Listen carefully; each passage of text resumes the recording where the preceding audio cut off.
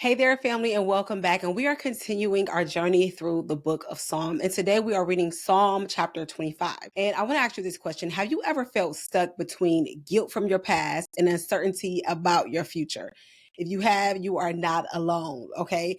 I believe that at some point in all of our lives, we've all been there. And Psalm 25 is like a heartfelt prayer where David asks God for guidance, forgiveness, and protection. So let's go ahead and read Psalm 25 together. Lord, I give my life to you. I trust in you, my God. Do not let me be disgraced or let my enemies rejoice in my defeat. No one who trusts in the Lord will ever be disgraced, but disgrace comes to those who try to deceive others. Show me the right path, O Lord. Point out the road for me to follow. Lead me by your truth and teach me, for you are the God who saves me. All day long, I put my hope in you. Remember, O Lord, your compassion and unfailing love, which you have shown from long ages past. Do not remember the rebellious sins of my youth. Remember me in the light of your unfailing love, for you are merciful, O Lord. The Lord is good and does what is right. He shows the proper path to those who go astray. He leads the humble in doing right, teaching them his ways. The Lord leads with unfailing love and faithfulness all who keep his covenant and obey his demands. For the honor of your name, O Lord, forgive my many, many sins. Who are those who fear the Lord? He will show them the path they should choose. They will live in prosperity and their children will inherit the land. The Lord is a friend to those who fear him. He teaches them his covenant. My eyes are always on the Lord, for he rescues me from the traps of my enemies. Turn to me and have mercy, for I am alone and in deep distress. My problems go from bad to worse. Oh, save me from them all.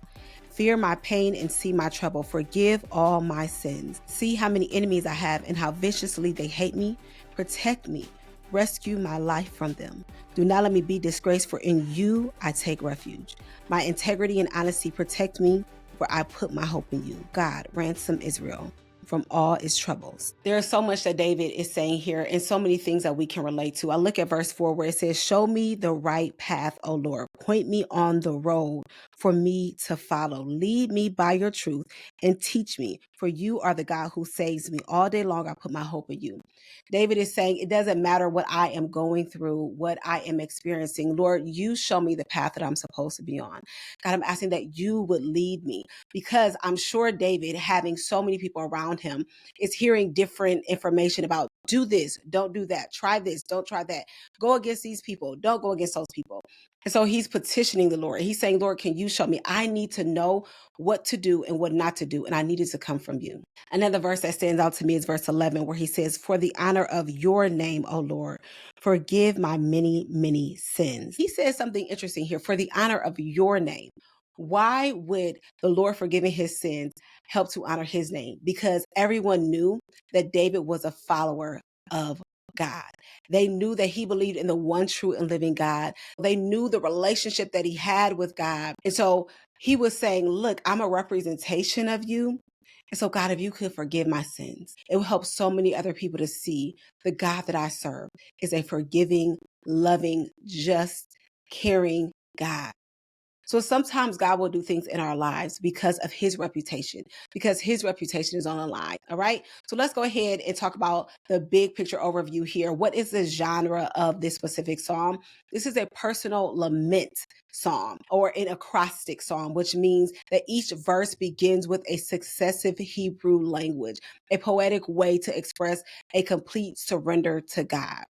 And then the emotional or the theological tone here is that it's humble and it's trusting. We see here that there's this blending of deep repentance with a desire to walk in obedience to God. And then when we think about where does this fit in the big picture, David blends confession with a desire for instruction, making this a lament that also functions as a wisdom psalm. And when we think about maybe some cross references here, James 1 and 5 is asking for wisdom. And then we have Proverbs 3, 5 through 6. Now, the key verse here is verse number 5, which is, lead me by your truth and teach me, for you are the God who saves me.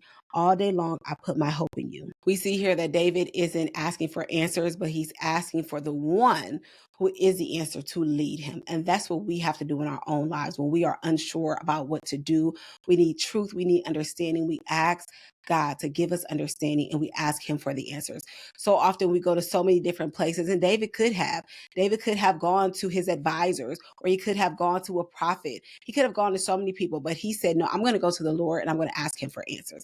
And that is something we can learn that is powerful, and we can learn that from David. So let me ask you this question. Where in your life do you need God's direction and forgiveness right now? Let's talk about that in the comments.